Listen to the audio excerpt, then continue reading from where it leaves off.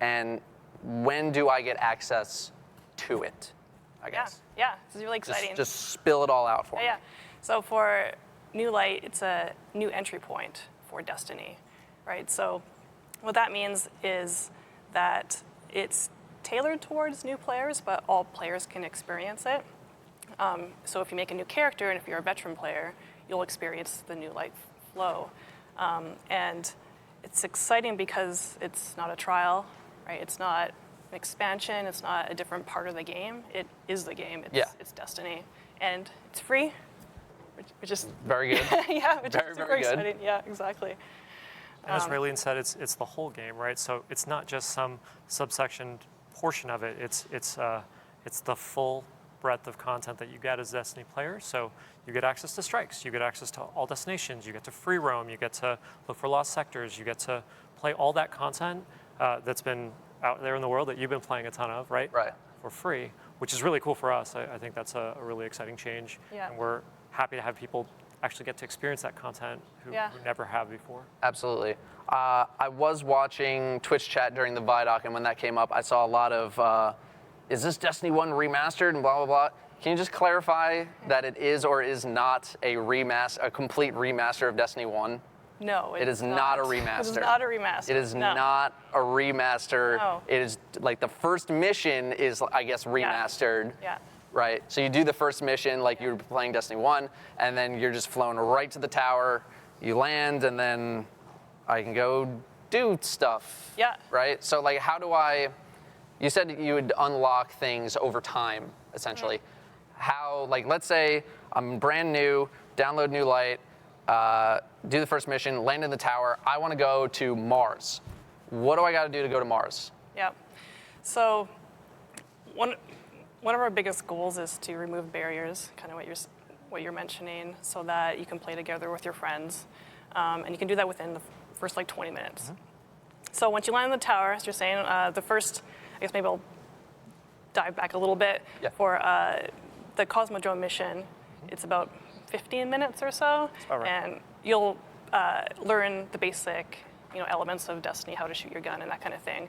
But once you get into the tower, you can start playing strikes. You can start playing Crucible. You can start playing Gambit. Mm-hmm. And for the destinations, we have a system that we're building that will unlock destinations over time, but it's not going to be very, very long. Right? One of our goals there is so that the world doesn't feel so overwhelming. Mm-hmm. Right? So we're not trying to lock content. We're trying to make it ease players into our world. Right. Yeah. Yeah, I imagine it could be very daunting just loading into the tower, bring up your map again. It's like, oh, there's 17 things here. Yeah, exactly. What do I do? Yeah. Yeah, so exactly. the thing you were talking about there, where how do you get to Mars, right? You start after you do the Cosmo mission, you go to tower, and you have access to EDZ. You play that for a little bit. We haven't tuned exactly how long you'll play, but it's probably not very long. Mm-hmm. And then you'll start, as you complete bounties and other activities, you'll quickly unlock other destinations. So you'll probably be in Mars in a couple hours. Okay. Yeah. So what kind of stuff am I getting with New Light? Like, can I go play the original Destiny 2 campaign? Yes. Yes. Can I play Curse of Osiris? Yes. Yes. Warmind? Yes. Easy. It's an easy question. So, okay. So go. Yeah. Yeah. You can play all those campaign content if you want to. For us, we're making it optional, right? So back to the barriers kind of thing. We want, if you choose to play with your friends right away, right? And if you want to go experience the campaigns of the past, you can go ahead and play that as well, right? Okay. Yeah. Even like Leviathan? Leviathan Raid, yeah. Yeah. Yep. Leviathan? Okay. What about Forsaken then? Can I go to Dreaming City and Tangled Shore? What's the limits on Forsaken? So that's a little bit different. As far as Tangled Shore and Dreaming City, you can go there. We actually want you to be able to explore all destinations. So we mentioned that you'll unlock destinations over time. You'll see that Dreaming City, Tangled Shore, and actually the Moon as well. Oh wow! Okay. Shadowkeep, and you'll see all the destinations. You'll be able to play all that stuff. And what will happen is we're giving you all of that access. But then if you wanted to, like say you play Shadowkeep and you really like the raid content, you really enjoyed the way that feels with your friends, or you really like story missions, if you want to go back and play the Forsaken story campaign or any of the Forsaken raids, like Last Wish or the dungeons in Forsaken as well, then the Forsaken package is available to buy, and that's a separate thing. Okay. But all the destinations are available to you at all times. So basically, if I want to go play like the meaty stuff of Forsaken, like the raids, the dungeon, the campaign, Exotic quests. exotic quests, Yep. exotic quests, things like that. Things that are the beefy stuff. I would need to go buy Forsaken, but I don't need Forsaken to go play Shadowkeep. Correct. Okay.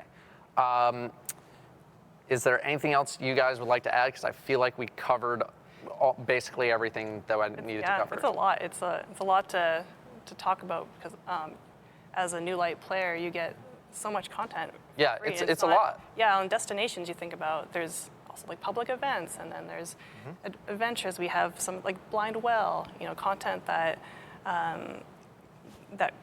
that is public and brings people together, and it's just really exciting to have new players come try out all this stuff because there are so many kind of barriers before to be able to just jump right in. Yeah, and I think a lot of current players have Yeah. been hoping for Destiny 2 to go free in some way for a while. Like what you guys did at BlizzCon was fantastic. I saw tons of new people, like little level 3s and level 4s running around Yeah. DBZ when I'm trying to go do stuff, and that was fun to see as a veteran player, just seeing like a huge new wave of people come in. Yeah. And when New Light comes out, I'm hoping to see that again.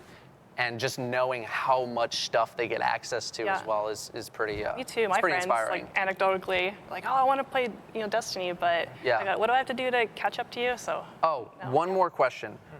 What level do I start at? So, sorry, let me clarify. Yeah.